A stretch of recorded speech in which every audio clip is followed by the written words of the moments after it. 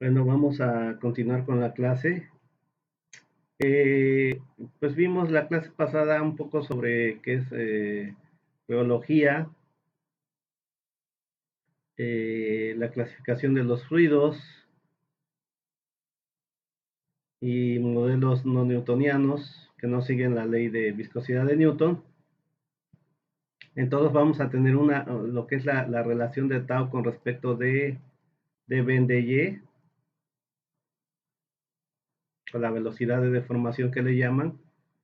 Esas son las variables ahí, pero la pendiente puede estar variando. Es una variable también, a diferencia que en un fluido newtoniano que la viscosidad no varía. Y nos quedamos viendo un poco sobre cálculos sobre para calcular viscosidades en gases, primero con densidades bajas, en otras palabras, con presiones menores o igual a una atmósfera.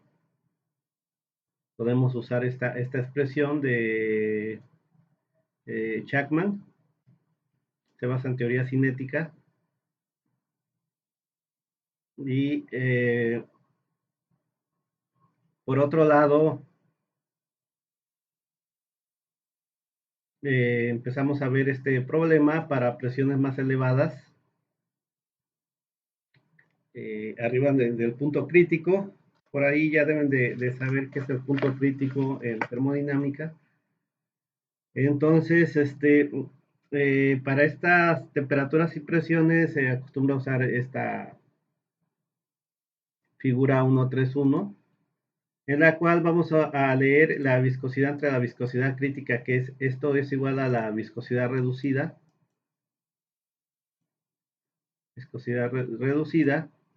y eso lo vamos a hacer a partir de la temperatura reducida, que es igual a la temperatura del problema entre la temperatura crítica.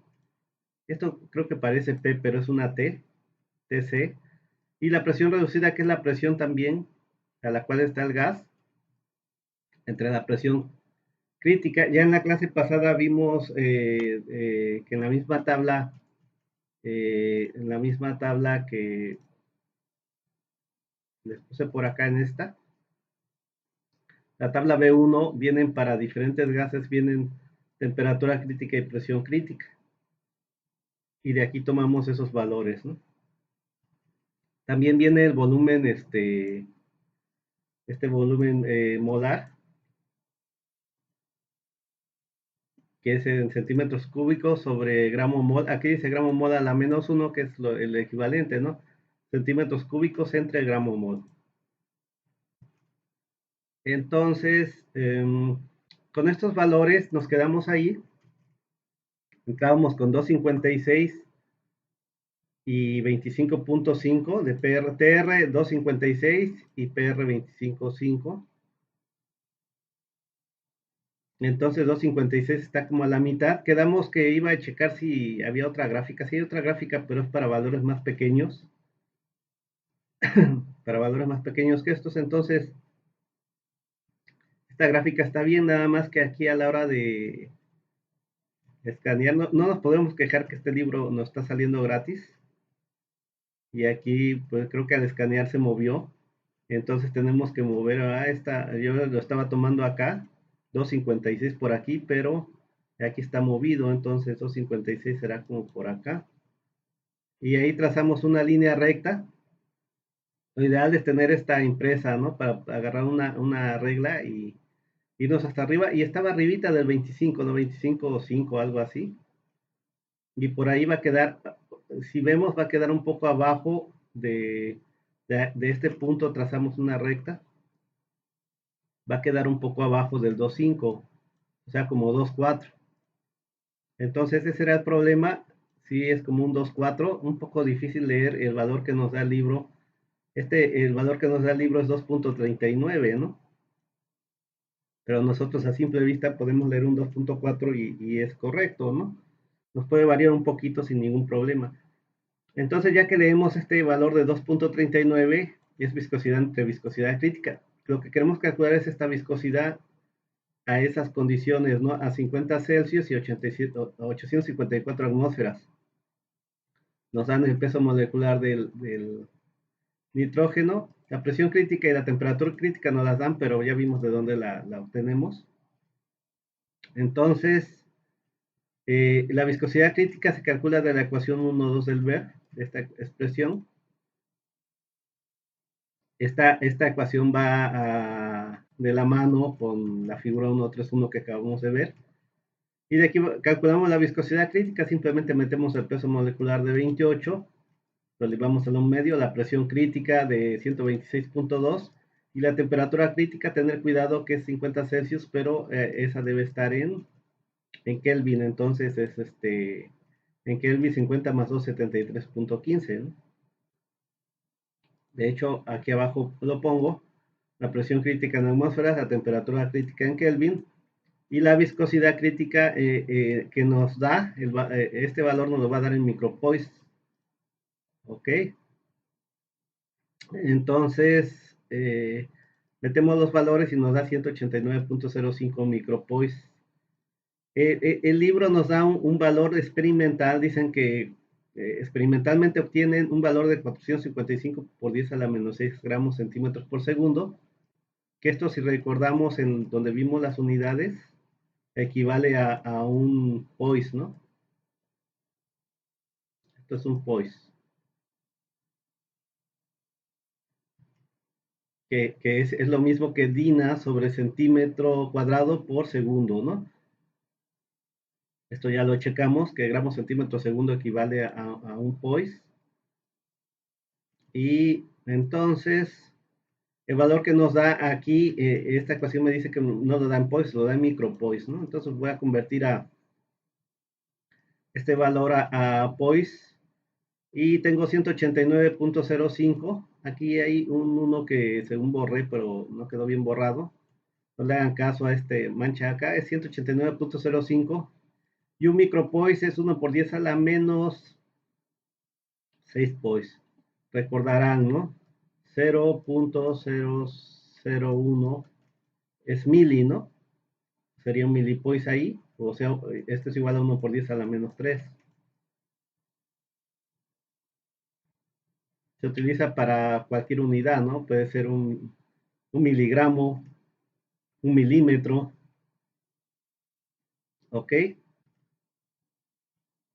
En otras palabras, un milímetro es esto, es una décima centésima, es una milésima de metro. O sea, esto estaría en metros. 0.001 metros es igual a 1 por 10 a la menos 3 metros y eso es igual a un milímetro, ¿no? Milímetros. Si estamos hablando en metros.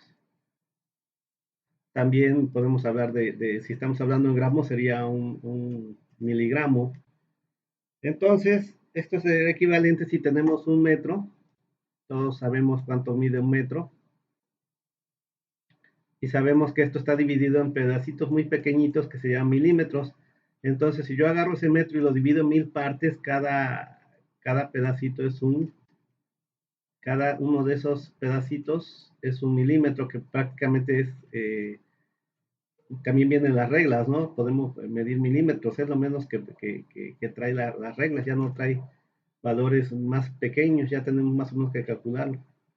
Si yo lo divido en 1000 otra vez, en 1000 pedacitos, ya quedan micras, ¿no? Que es, o micrómetros, que es este valor, que es 1 por 10 a la menos 6. Este es 0.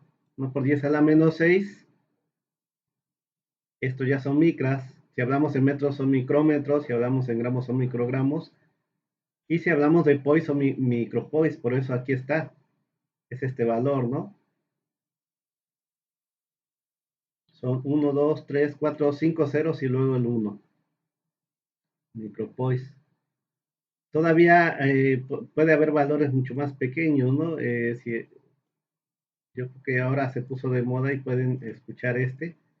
Tengo 3 ceros, otros 3 ceros y luego otros dos, y al noveno valor, después del punto, este es el nano. Entonces, si estamos hablando de metros, es un nanómetro. Imagínense, ya el milímetro, luego lo parto en 1000. Y cada uno de esos pequeñísimos, entre 1 milímetro, luego lo vuelvo a partir en 1000. Y ya es una cantidad tan pequeña de tamaño de moléculas que no, ni siquiera podemos ver, ¿no? Si hablamos de nanómetros, perdón, si hablamos de metros serían nanómetros, si hablamos de gramos serían nanogramos y así, ¿no? Si fueran, hablamos de pois serían nanopois, pero bueno, aquí manejan hasta micropois.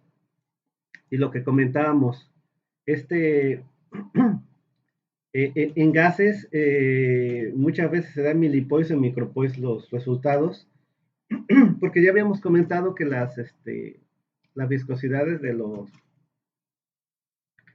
gases son muy pequeñas, ¿no? Entonces, por eso se dan en milipois o micropois. En cambio, los de los líquidos comúnmente se dan en centipois, que es, un centipois es 0.01 pois, ¿no? O igual a 1 por 10 a la menos 2 pois. Entonces, son valores más altos en líquidos. Bueno, entonces hacemos este cálculo, 189.05 por este valor que es 1 por 10 a la menos 6 y me da 1.89 por 10 a la menos 4. Y ahora ya la pasé a pois, que equivale a gramos centímetro por segundo. Ahora, de la expresión, yo lo leí de la gráfica. No se ve muy bien la gráfica, lo que dice ahí, pero lo que dice acá, de este lado, dice, es la letra mu, que significa viscosidad, y una R que significa relativo, es igual a una viscosidad entre una viscosidad, y ya no salió la C, que significa viscosidad crítica. O sea, esto es viscosidad reducida, mu R, que es igual a mu entre mu C, entre viscosidad crítica. Entonces, eso de ahí es lo que yo puse acá. Esto, viscosidad entre viscosidad crítica, es viscosidad reducida, y ese valor lo leímos, que es 2.39. Entonces yo quiero esta viscosidad, nada más voy a despejar, pasar multiplicando de este lado, entonces me queda 239 por multiplicando y ya tengo viscosidad, ¿no? Este es el que calculé acá, y entonces ya tengo 239 por 1.89 por 10 a la menos 4 pois o gramos centímetro segundo, y este producto de 239 por 1.89 por 10 a la menos 4 me da 4.518 por 10 a la menos 4 gramos centímetro segundo o pois. Entonces, ¿por qué los pasamos a estas unidades? Porque tenemos un valor experimental y queríamos simplemente compararlo, ¿no? Y aquí nos los dan, el valor experimental es de 455 por 10 a la menos 6. Entonces, este valor dice que es por 10 a la menos 4, o sea que vamos a tener, este valor lo voy a poner acá, 0.1, 2, 3, 4, ahí ya está el 4, por 10 a la menos 4. 1, 2, 3, 4, 5, 1, 8. Que esto equivale, si nos vamos a 6 cifras, aquí está una, aquí está la segunda cifra, 3, 4, 5, 6. Aquí sería, entonces, sería 1, 2, 3, 4, 5, 6. ¿Qué es 4,518? Sí está bien, ¿no? Entonces, eh, si nosotros la tomamos como hasta acá. Vamos a suponer que yo quiero aquí, hasta aquí tomar. Entonces, el punto, o sea, para ponerlo en forma de connotación científica, le llaman a esto, cuando lo ponemos por 10 a la menos y algo. Entonces, esto me quedaría 451.8. O sea, esto de aquí equivale a que yo lo pueda poner 458, perdón, 451, y yo aquí voy a poner un punto 8 por 10 a la menos ¿qué? A la menos 6, porque aquí en esta parte es donde estoy poniendo el punto. Después de la sexta cifra, ¿no? Tenemos 1, 2, 3, 4, 5 y 6. Después de ahí pongo el punto en la sexta cifra. Entonces, esto equivale, esto de aquí, yo lo puse aquí como por 10 a la menos 4, pero luego esta la puedo poner, este 4.518 por 10 a la menos 4 equivale a 451.8 por 10 a la menos 6 gramos centímetro segundo. Es lo mismo. ¿Ok? Entonces, ahora sí ya lo puedo comparar. Aquí da 451.8 por 10 a la menos 6 y aquí 455, o sea, valores muy, muy cercanos, muy parecidos, ¿no? Ok. Eh, Espero y ya manejen bien esto de la connotación científica. A veces, yo todavía cuando estudiaba ingeniería luego batallaba un poquito, pero de repente, pues sí, me hicieron hacer ejercicios en la prepa, pero no tantos, ¿no? Con eso de la connotación científica. Aquí en Introducción a la Ingeniería hacíamos un poco de ejercicios, ¿no? Como les digo, ya no existe esa materia, pues ya no sé si lo hagan en alguna otra.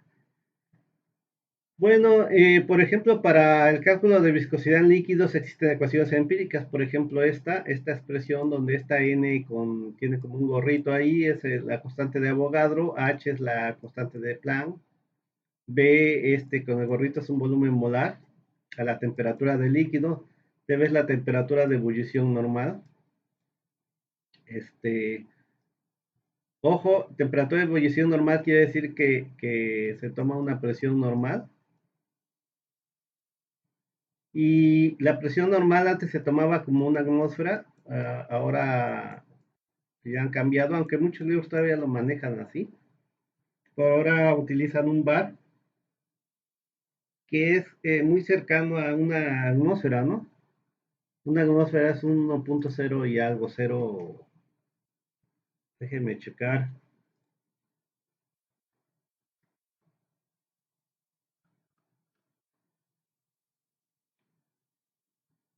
Una atmósfera es 1.01 bar, 1.01325 bar, o sea, casi es lo mismo una atmósfera que un bar, pero sí varía un poquito y actualmente para presión normal ya andan utilizando el bar en lugar de la atmósfera. Pero esto quiere decir que muchas veces cuando te preguntan cuál es la temperatura de ebullición del agua y luego automáticamente decimos 100, pero bueno, esa es la temperatura de ebullición normal, a la que hierve el agua a la presión de una atmósfera, o en este caso de un bar, que no va a haber mucha diferencia, ¿no? Pero si ahora me preguntas cuál es la temperatura de ebullición del agua en la Ciudad de México, pues ahí no son 100 grados, porque la presión en México más o menos anda en 585 milímetros de mercurio, ahí va a ser la conversión, anda como en, dicen 0.769, más o menos 0.77 atmósferas, es la presión atmosférica en la Ciudad de México. Entonces, pues va a hervir a una temperatura menor, recordaremos que para que hierva un líquido, por ejemplo el agua, si yo tengo agua y la caliento, esta agua empieza a aumentar su temperatura. Vamos a poner aquí en Salina Cruz, estamos a 30 grados, empieza a aumentar la temperatura. Aquí en Salina Cruz o Tehuantepec prácticamente tenemos una presión de una atmósfera. Entonces prácticamente cuando llega a 100 grados, la presión de estos vapor, de este vapor de agua, va a igualar a la presión que hay aquí de una atmósfera y va a empezar a hervir. Y en ese momento, pues ya no va a haber un cambio de temperatura. Se va a mantener, por eso le llaman un punto, es un valor fijo, un punto de temperatura, el punto de ebullición. Ebulle a ese valor ya no va a cambiar siempre y cuando se mantenga esta presión acá. Y yo aquí en Salina Cruz probablemente o aquí en Tehuantepec en el laboratorio podríamos hacer, suponiendo que estamos a 30 grados, ahí en el laboratorio podemos hacer hervir el agua sin calentarla, ¿no? Simplemente haciendo vacío, quitando la presión de este aire. ¿Cómo lo puedo hacer? Pues en un matraz, por ejemplo, un matraz Kitasato, ¿no? Si yo meto aquí agua y aquí hay aire, presiono una atmósfera, yo le pongo un tapón. El matraz de Kitasato tiene aquí un,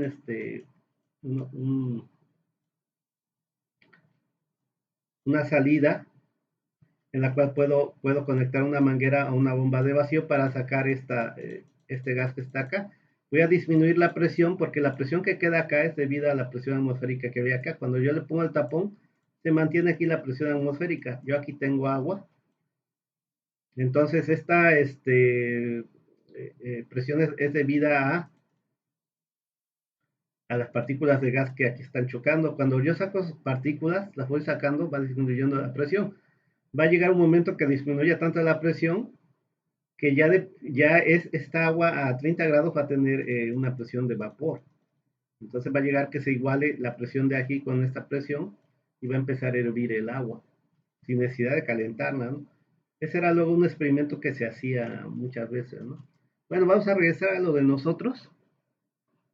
Eh, en el caso de calcular viscosidad en líquidos podemos usar esta expresión. Todas estas son constantes, no me voy a meter mucho ahorita tampoco en esto. Eh, Vienen de otros cursos que deberían de ver. Por ejemplo, la constante de Avogadro que vale 6.022 y un número más grande, ¿no? Por 10 a la 23, que tiene que ver con definición de mol y todas esas cosas. Y todo esto de constantes de Planck, volumen molar también es de termodinámica. Entonces, bueno, tenemos estos datos, dice, estimar la viscosidad de benceno líquido a 20 grados Celsius. Aquí me cambia esto de grado por comitas. Parece que a la hora que escanearon les iba cambiando unos caracteres, ¿no? En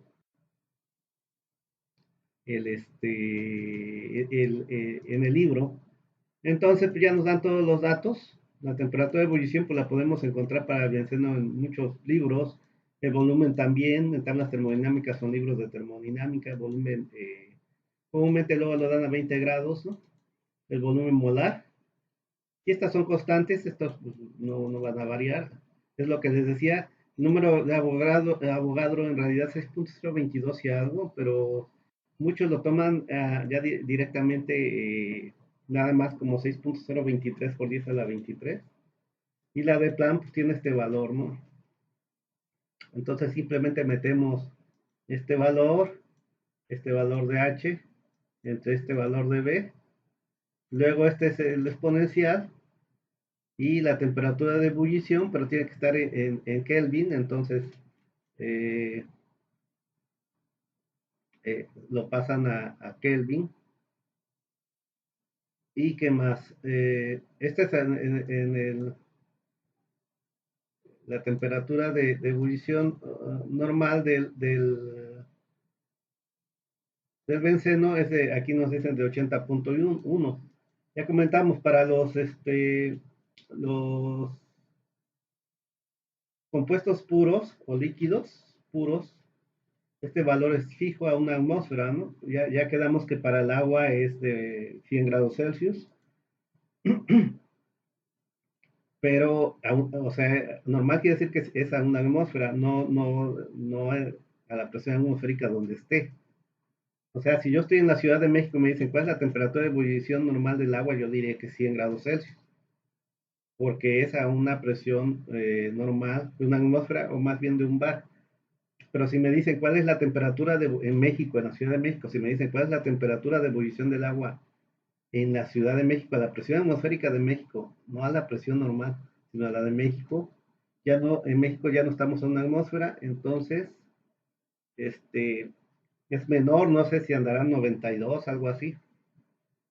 Ahorita no lo sé, hay unas ecuaciones como la ecuación de Antoine,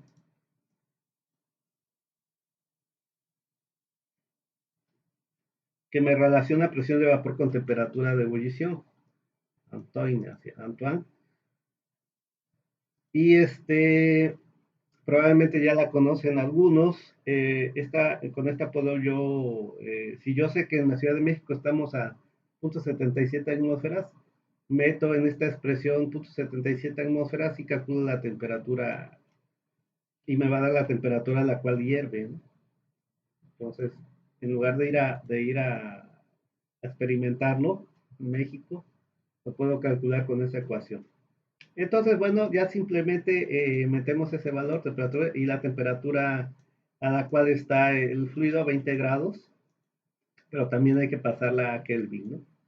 Aquí usan 273.2, yo acostumbro usar el punto 15 acá, aquí ya lo redondean, entonces meten eso, este 3.8 pues es un valor de la propia ecuación, y esta ecuación me da la viscosidad en centipoise.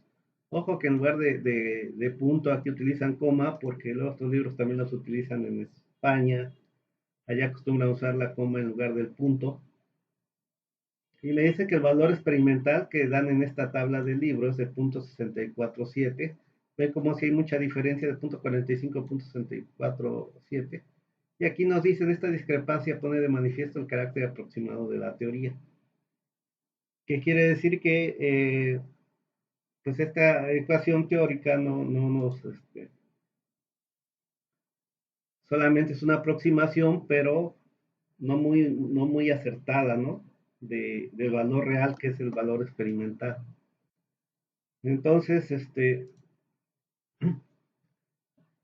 la conclusión es que la mejor manera de obtener los valores las viscosidades de manera experimental. Siempre que podamos, se obtiene la viscosidad experimentalmente. Comúnmente en las empresas donde requieren viscosidades, no sé, empresas, por ejemplo, que trabajan en aceites lubricantes, refinerías y empresas en general que requieran viscosidades, no la están calculando con correlaciones, ¿no? Comúnmente la están midiendo. Deben de tener el equipo para medir viscosidades. Déjenme checar cómo vamos de tiempo. Ok, 28 minutos. Entonces, para fluidos newtonianos, lo más típico y más práctico es usar viscosímetros capilares, que son estos que están viendo acá. Hay diferentes tipos, los Cannon-Fenske, los de Oswald, el Ubelol, etcétera, ¿no? Cada uno son parecidos, varía un poquito la forma en que se mide la viscosidad. Por ejemplo, en algunos se jala con una perilla este fluido. Voy a agrandar un poquito. Se puede jalar con una perilla el fluido que vamos a medir a la viscosidad. Hay un procedimiento que nos dice cuánto tenemos que meter de fluido, etcétera. Esto comúnmente se mete dentro de un baño de algún líquido, puede ser agua o algún otro líquido, y dejarlo ahí un rato porque tenemos que, comúnmente se mide la temperatura, la viscosidad a una cierta temperatura.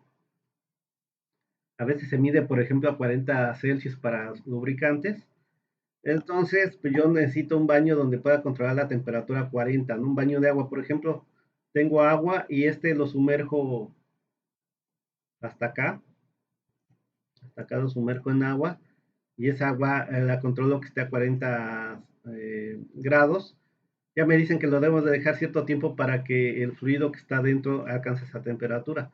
Posteriormente voy a jalar aquí con una perilla el fluido, que este fluido suba hasta un cierto nivel. El procedimiento me tiene que decir, y luego simplemente dejar caer por gravedad el fluido, y cuando pase por esta marca, tengo que tener un cronómetro y empiezo a contar los segundos en los cuales va bajando el fluido, va bajando hasta esta otra marca. Y simplemente tomo el tiempo. Comúnmente ya el mismo manual del viscosímetro me va a dar cómo calcular la viscosidad. Comúnmente me da un valor constante, un valor multiplicado por los segundos y comúnmente ese valor de viscosidad va a estar en centistock, es lo más común. O sea, entonces, que estos viscosímetros miden viscosidad cinemática. ¿Se acuerdan? Viscosidad cinemática que es igual a la viscosidad dinámica entre la densidad, ¿no? Si yo quisiera saber la viscosidad dinámica, pues necesitaría saber la densidad del fluido y multiplicar ese valor que me dio por la densidad y ya me daría la viscosidad dinámica, ¿no? Entonces, es la forma más práctica de medir viscosidad, es midiendo viscosidad cinemática. Hay otros, por ejemplo, este es al revés, este se sube por aquí el fluido y cuando va bajando va empujando el fluido y va subiendo. Entonces, el procedimiento es muy parecido porque cuando yo subo este fluido, luego empieza a bajar por gravedad y empieza a empujar el fluido hacia arriba hasta que pase por esta marca y también mido el tiempo hasta que pase por esta marca. Esta es la ventaja, es que va a tener dos mediciones, una medición de aquí a aquí y después de aquí a aquí va a tener otra marca y luego voy a obtener 12 valores de viscosidad y voy a sacar un promedio, ¿no? Estos son los Canon Fenske de este tipo viscosímetros. Bueno, como comentaba, nada más es un comentario porque en este curso no llevamos laboratorio y no es el fin estar midiendo viscosidades, debe de ser algún otro curso. No sé si todas las carreras lleven algo de esto. En el caso de petróleos, pues en la de valoración tecnológica se ve mucho de viscosidad. En aceites lubricantes es muy importante, se miden a 100 grados Fahrenheit y 212 Fahrenheit para sacar lo que le llaman un índice de viscosidad muy famoso en aceites lubricantes. Ya lo verán ahí. Pero bueno, tampoco los dejo así. Ya les expliqué un poquito cómo funciona. Por supuesto se ve fácil, pero ya están manipulando y metiendo el fluido hay que agarrarle práctica, ¿no? Dijeran en mi pueblo, hay que agarrarle maña, ¿no? Al equipo. Ya cuando le agarra uno maña, ya empieza uno a no tener problemas. Yo en algún tiempo medía mucha viscosidad porque trabajamos con biocombustibles. Eh, a pesar de estar en la industria química petrolera, pues las biorefinerías se basan básicamente en todos los principios de una refinería de petróleo. Entonces, los que trabajamos en refinerías de petróleo, pues entendemos muy bien la parte de biorefinación, de obtener biocombustibles como biogasolina, bioturbocina para aviones o biodiesel o diésel verde, que son diferentes. Bueno, vamos entonces a checar, o van a checar ustedes si quieren, esto es tarea moral, este link donde viene un video por supuesto hay más, ustedes pueden buscar más videos, yo les pongo es la ventaja de YouTube ahora, pero yo les pongo este link para si quieren checar algún video de cómo usan este viscosímetro. Este otro es más bien en la industria petrolera, es un viscosímetro Sable. El principio es el mismo. Aquí tienen dos orificios, uno más grande y uno más pequeño. Un orificio es el universal y el otro es el furor. Se llena aquí de una cantidad de líquido. Tiene un tapón por abajo, se quita el tapón y empieza a fluir una cantidad de líquido, de fluido que vamos a medir. Aquí va a estar el fluido y tiene un sistema aquí de calentamiento para mantener el fluido a la temperatura que queremos medirle la viscosidad. Entonces lo único que vamos a hacer es medir el tiempo en segundos de que se llene hasta una marca que tiene por acá. ¿Ok? Y se reportan la viscosidad como segundos Sable. El equipo es un equipo que se llama Sable. Y si se utiliza el orificio más pequeño que es el universal, pues se reporta como segundos Sable universal. Y si se utiliza el furor como segundo Seibo furor, eh, la diferencia pues depende, ¿no? Si es un fluido muy viscoso, pues se utiliza el orificio más grande, y si no es tan viscoso, eh, se utiliza más pequeño. No vamos a ahondar en ello nosotros. ¿Qué tipo de fluidos pasarían por el universal? Es el más común de usar. Eh, y hay tablas en las cuales podemos convertir esas unidades de segundo Seibo, universal o furor hacia anti-stock, porque aquí también estamos midiendo viscosidad cinemática, ¿no? De la misma manera, para si les interesa, aquí les puse el link donde viene cómo miden la viscosidad en un equipo de estos. Hemos querido comprar algún equipo en la universidad, desafortunadamente no lo tenemos, no se ha podido. Y finalmente está el reómetro. Los anteriores viscosímetros, el Seibo y los capilares, pues sirven para medir viscosidad en fluido newtoniano, ¿no? Y pues es práctico y es barato. A menos en los viscosímetros capilares, de eso sí tenemos en la universidad. Hay metodologías también que se utilizan esos viscosímetros en el área de lubricantes, en el área petrolera. Pero en el caso de fluidos no newtonianos, ahí ya requerimos de un equipo más especializado como el reómetro, ¿no? Y el reómetro, pues aquí como lo ven, alguna vez se quiso comprar uno en la universidad también y el proyecto que se metió pues no fue aprobado, entonces pues tampoco tenemos este reómetro. Bueno, un profesor lo quiso comprar por un proyecto y bueno, no se pudo. Entonces va a hacer investigación con esto. Y bueno, el funcionamiento, esto baja, se pone un fluido aquí, se baja prácticamente y luego empieza a rotar, empiezan a hacer diferentes esfuerzos y empieza a tomar diferentes valores, ¿no? Entonces se va viendo cómo va afectando estos diferentes esfuerzos, ¿no? Y por supuesto, no nos vamos a meter tampoco más en cómo funciona. Y si a alguien le interesa, también aquí les pongo otro link. Como les digo, no es tanto la materia de estar viendo este tipo de cosas, pero tampoco los voy a dejar así. Es pasarles la información. Ahí está, si alguien requiere, ¿no? O quiere ver un poquito más de esto. Entonces, ahí están los links.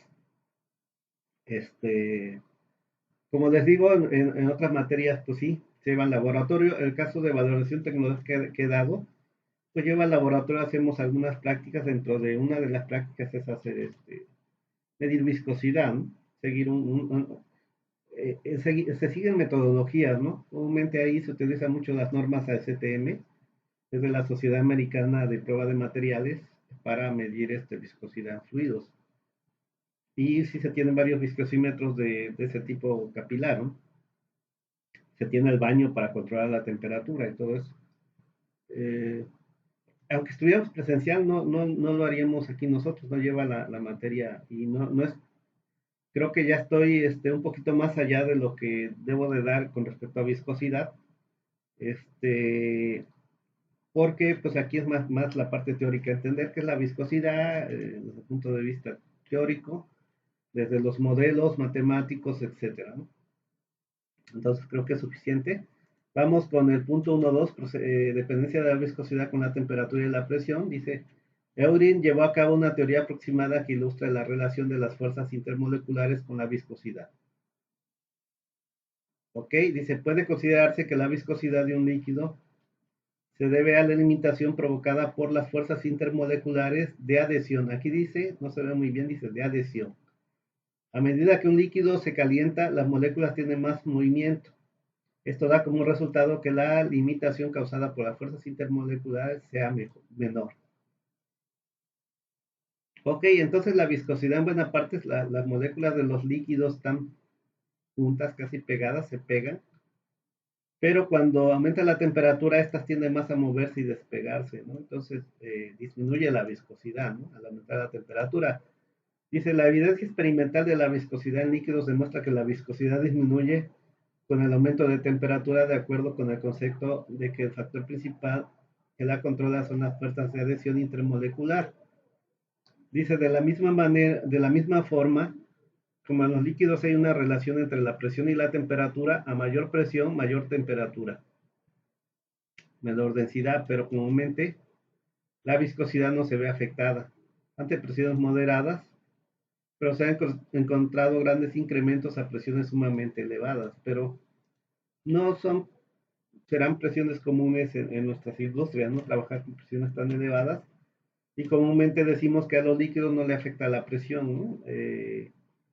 Las presiones moderadas y medias y un poco grandes no cambia mucho la densidad y tampoco la viscosidad, ¿no?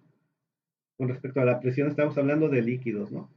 Eh, y la temperatura sí le afecta rápidamente a los líquidos, ¿no? Ya lo comentamos con la miel, ¿no? La miel a veces, no sé si a ustedes les ha pasado, a veces deja uno tanto tiempo la miel que ya se vuelve, se cristaliza, se vuelve ya un sólido. Entonces, ya le cuesta mucho fluir, ya partes que son sólidas, partes que todavía son líquidas. Entonces, ¿qué hacen nuestras mamás? Luego lo ponen a baño María, ¿no?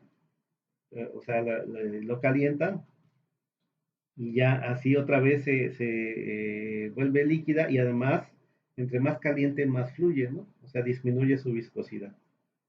Dice, para los gases un aumento en la temperatura provoca un incremento en la viscosidad. Esta diferencia entre líquidos y gases se debe a la diferencia en la estructura molecular. Las moléculas de líquido están muy próximas entre sí con intensas fuerzas de cohesión entre las moléculas y la resistencia al movimiento relativo entre capas adyacentes del fluido. Está relacionada con fuerzas intermoleculares. A medida que aumenta la temperatura, las fuerzas de cohesión se reducen a una disminución correspondiente de la resistencia al movimiento, ¿no? Es lo mismo que comentábamos, ¿no?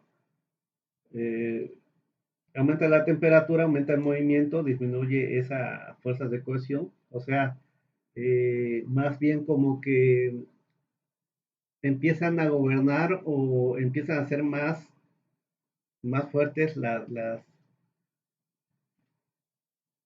esas, ese movimiento molecular, esa energía cinética, más fuerte que la cohesión, ¿no?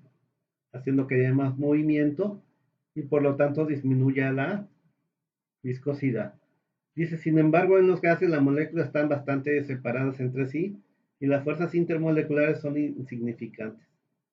Ok, fuerzas de atracción o de adhesión entre moléculas de gases, pues es complicado decirlo porque ahí están muy separados como para que se atraigan, ¿no? Lo que nos dice, no son tan importantes, por lo mismo no hay mucha viscosidad y no hay mucho roce entre moléculas, ¿no? Dice, en este caso la resistencia al movimiento relativo surge debido al intercambio de cantidad de movimiento de las moléculas de gas en capas adyacentes. Dice, así a medida que aumenta la temperatura del gas, la actividad molecular aleatoria crece con un correspondiente incremento de la viscosidad. Entonces es algo que hay que tener mucho en cuenta, ¿no? Cuando eh, aumenta la temperatura en los líquidos, empiezan a ser más importantes la energía cinética y estas fuerzas, este movimiento, que la adhesión, por lo tanto, ¿no? Disminuye la viscosidad, pero en el caso de los gases, aumenta. Es al contrario. ¿Por qué aumenta?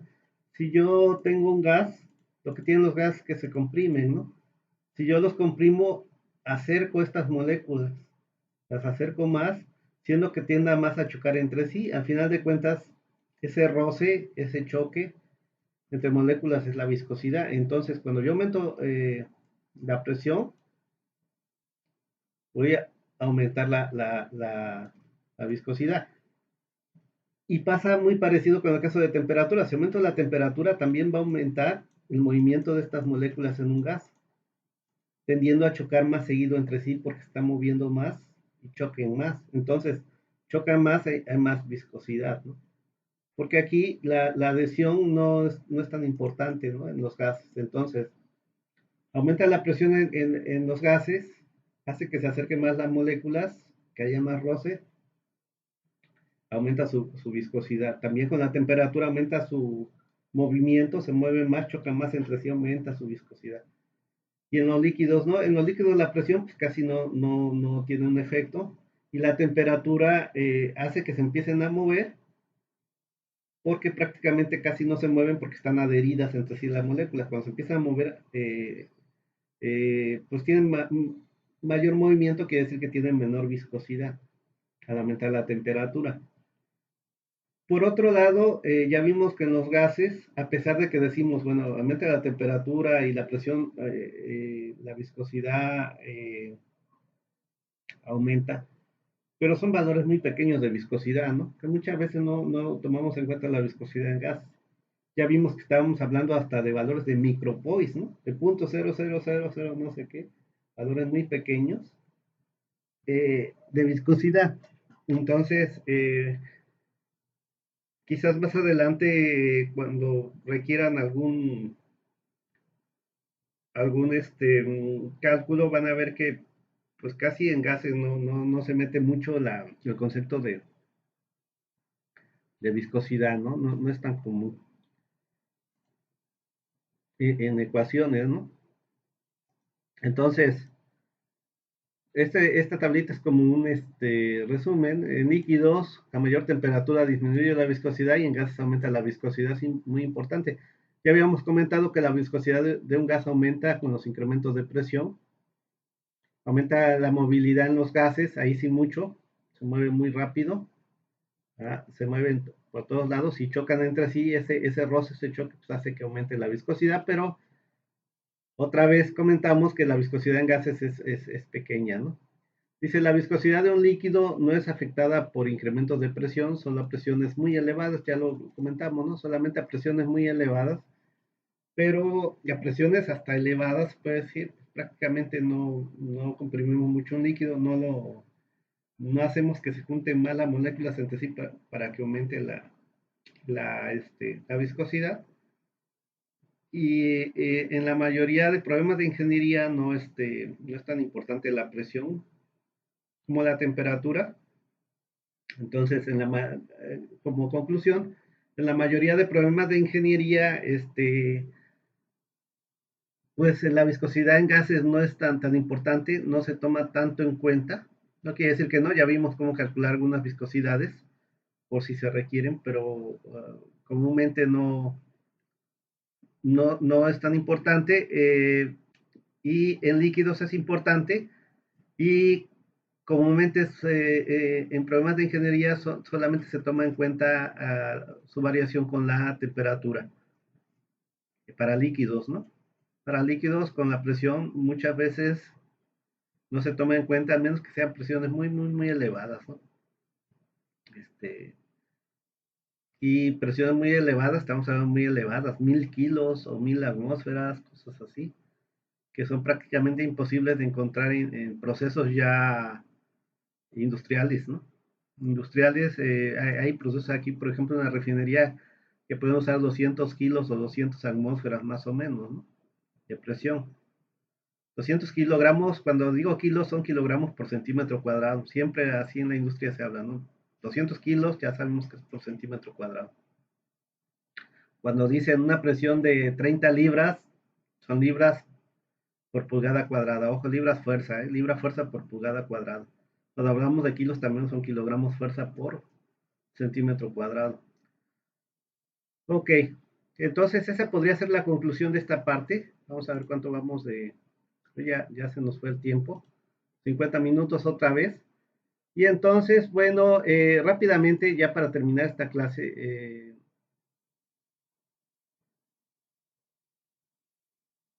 checar el temario. Rápido. No quiero alargarme tanto.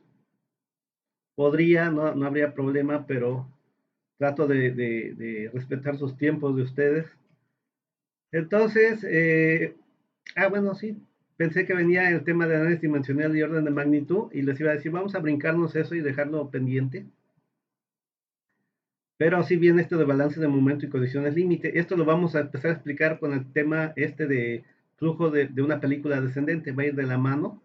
el 1.3 con el 1.5 y luego ya checaremos un poco de análisis dimensional, porque aquí lo menciona, luego lo mencionan en varias partes, pero bueno, lo vamos a mencionar un poco. Y como les comentaba, es muy práctico en otras eh, eh, cursos, pero sí lo vamos a estar mencionando porque va a haber algunos que llamamos coeficientes de transferencia de calor, de masa, etcétera, que podemos obtener a partir de acá. Entonces, vamos a empezar con lo que me interesa, que es la parte medular de cualquier curso de fenómenos, es hacer balances de momentum. Aquí en lo que le llaman envolturas. Aquí ya ven, en cada uno de los temas, por ejemplo, de calor, también hay balances de energía y también en materia, más abajo también viene lo de los balances, ¿no? Entonces vamos a empezar con esos balances. Ya la siguiente clase que es el viernes, que sí me urgió un poquito, aunque vamos con tiempo porque sí vamos a tener ahí todavía 2 semanas para estar metidos en eso, porque todavía tendríamos la semana que viene y la otra, de ahí nos vamos de vacaciones y regresamos con el examen, ¿no? Después de vacaciones. Entonces, bueno, hasta aquí lo dejo porque si no se alarga más.